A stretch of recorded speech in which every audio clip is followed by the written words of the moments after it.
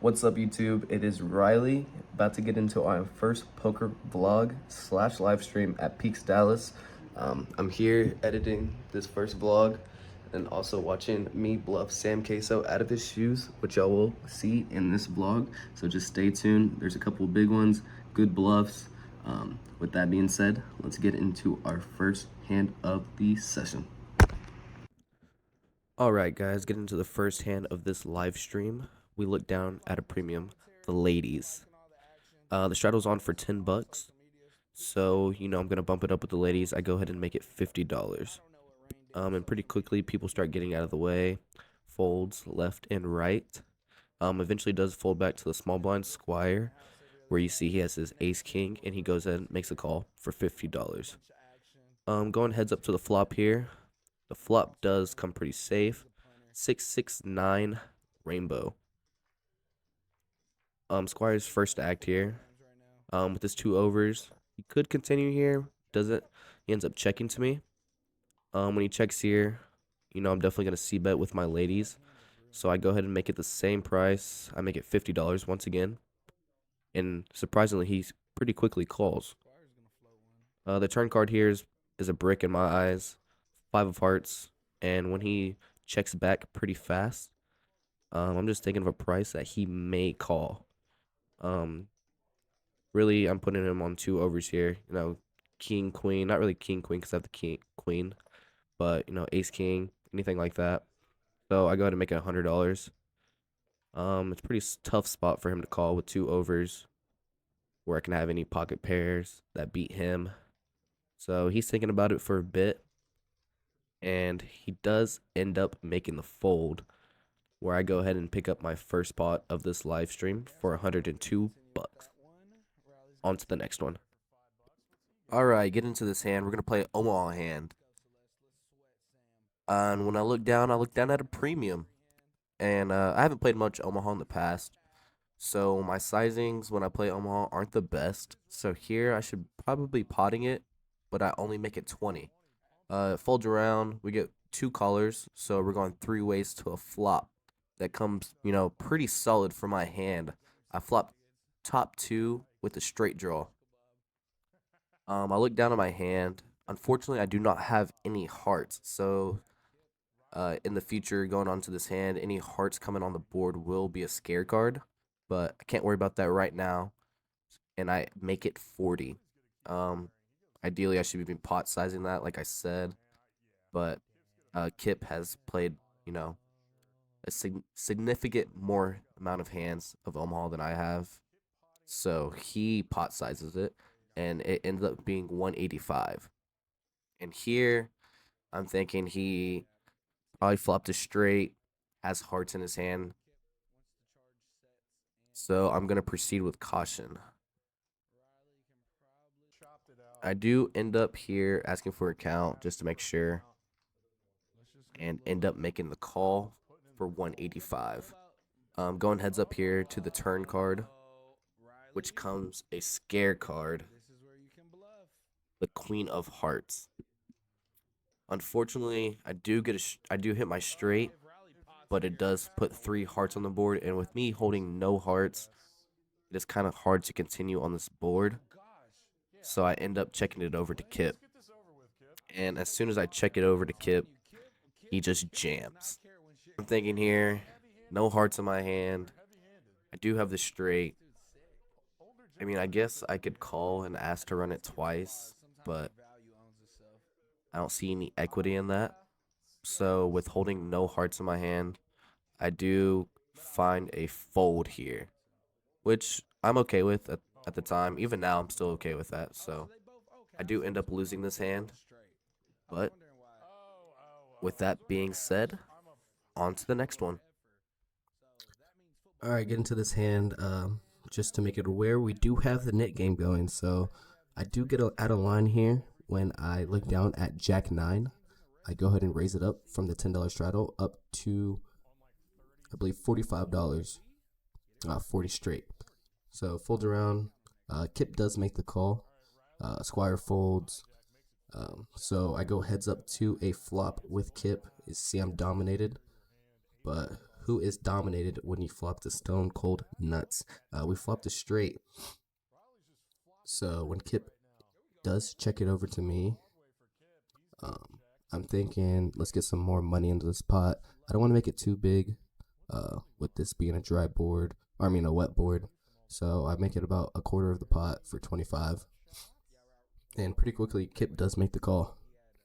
So we go to a turn card, which comes the, what's the graphic? The 2 diamonds. Another safe card for me. Kip checks it over to me once again, and I want to get some more money in this pot. So I make it about a third of the pot, and I bet $75. As you can see, Kip doesn't really have much. He's drawing to a king, so not much there. I could have so many more. I could have a 10 here, queen here. He's pretty much drawing dead. So with that being said, he does end up making the fold, and I pick up this pot for about 217 bucks. All right, get into this hand. This is the hand of the stream. Strap in for this one. It's going to be a long one. Just stick around for the ride.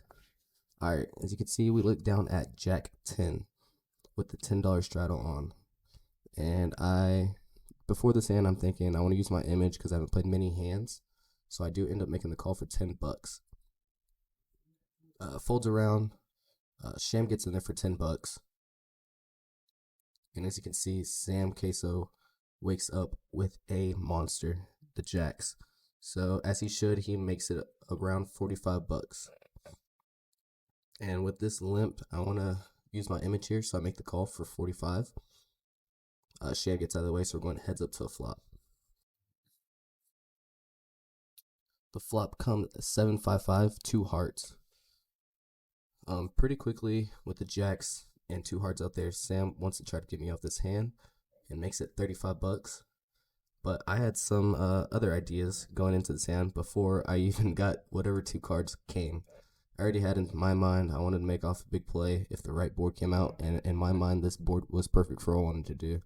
So I start counting some chips out. I'm thinking how big I want to make it, maybe get them off on a good bet. So I go ahead and make it 105. About 3x of what he bets, a little bit over, but around 3x. With action back on Sam, he does pretty quickly make this call. So what I'm looking for on this turn card is probably another heart. A heart would be great. It'd be a great bluff card. So with this going to the turn, it does come a bink heart. So in my mind, this is great. And as you can see, when Sam does check it over to me, he is also worried about this heart. So with action on me, I want to keep repping my hearts that I have, which I don't have. I count out some chips and pretty much to give him a fistful of greens, which does come out to be about 175. So a little bit over half pot. And once again, Sam does make this call. So now I'm kind of worried. I'm thinking, does he have a flush? Does he not have a flush? But once he checks again, I'm thinking, man, I just got to keep telling the story that I have it. So I announce all in with less than a half size bet. But I just got to keep telling the story and use my image. So with that being said, I'm going to let the commentators take over and just hear what they had to say about this hand. I completely agree with you here. If you don't believe that he got there on the turn, dude, I don't know. I don't know. There's a frequency. This is some cousin on cousin violence. There's by marriage. There's a frequency that you bilingual. You call turn and evaluate river, and hope for some checkbacks. But like, jacks blocks nothing. You have the jack of hearts, so you block some flush draws. You're getting 3-1. I think Sam's gonna fold. I think his net ass is finna fold. You have to be right 1 out of 4 times. You have to be good 1 out of 4 times. And then, like, you go through the bluffs here. Somehow Riley just has air. Like, it's pretty much air. Like, Jack 10 is a really good bluff candidate, because you block some tens, you block some flushes, you have two overs that could, you know, block over pairs, I guess, if that's actually a thing. I haven't really heard that that's a thing before. But a super tough spot for Sam Queso's jacks, and this is a pure bluff catch. But yeah, it boils down to a concept of how often am I good here? He's talking through it. I hate getting into minimum defense frequency, but like, It's going in the muck. Sam Queso is not at the... He has to be at like the top 60% of his range. Put his ass on the clock. If you're getting 3-1 on this river bet, he has to be good like 60% of the Did time. the Titans already not convert? No. He has to be at the top 60% of his range that gets here on the river. Theoretically, I think this is a 50-50 where like most people would flip a coin. Would you call right here for 314 to win a G? I would flip a coin, actually. I would randomize. Oh, but at this stake, like, at this stake, I would never fold here because at this price, Put in the chat if you're snapping it off or if you're folding. at this price, I'm always paying it off. Yeah. I'm gonna say that definitively. In a 1-2-5 game at this price, I'm getting 3-1. I'm never folding jacks here. Absolutely never. Even though I got raised on the flop, Sam Queso does fold. He folded. When he gets it, show he got. Oh, did Riley showed? No. Oh no. And the sweat is over.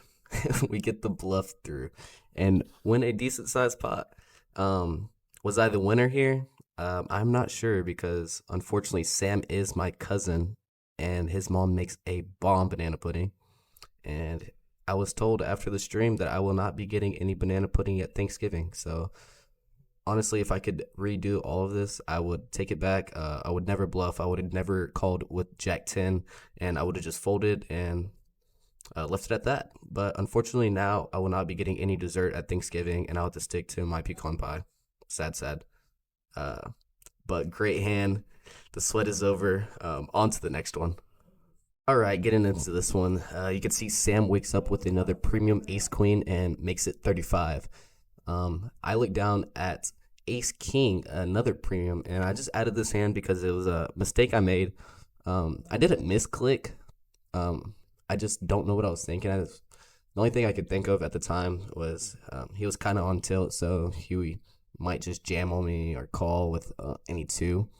But when I made it 160, I just remember thinking, what am I doing here? Like, this doesn't really make any sense. Like, I could only be doing this with anything. But I'm also putting myself in a terrible position because if he just jams on me, I'm pretty much just flipping with any pocket pairs and relying on my ace king to come on flop turn or river. Yeah, so it was a mistake here.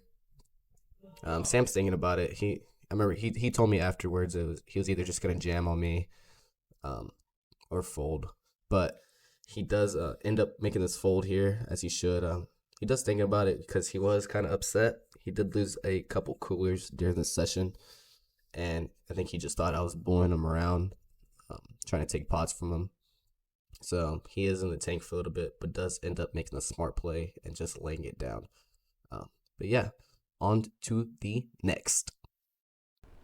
All right, get into the last hand of the stream that I play. I look down at Queen 10 offsuit. With the $10 Strata on, I do go ahead and make the call for $10 more. Gets a fold around. Sports gets in there with Jack 9 suited. Tyler gets in there with 9-4 of clubs, and Squire, for some reason, gets in there for $10 more with Jack 3 off. The flop comes pretty good for my hand. Flop top pair with a decent kicker. It checks around to me, so I'm going to get some more money in that pot. I go ahead and make it $15 more to see the next card. Pretty quickly, Sports makes the call for $15. Tyler gets in there with his bottom pair for $15 more, and Squire gets out of the way. Coming to a turn card, which is another safe card, 2 of spades. Once again, sports checks. Tyler checks. With them checking back to me for a second time, I think I'm pretty good here most of the time. So I go ahead and make a bet of $60, I believe. And with a bet of $60, sports pretty quickly just jams all in for his remaining stack, which comes out to be around 160. So $100 more to me. Here I'm thinking he could be on a flush draw. He did look pretty frustrated, so I think he's just calling with anything or jamming with anything.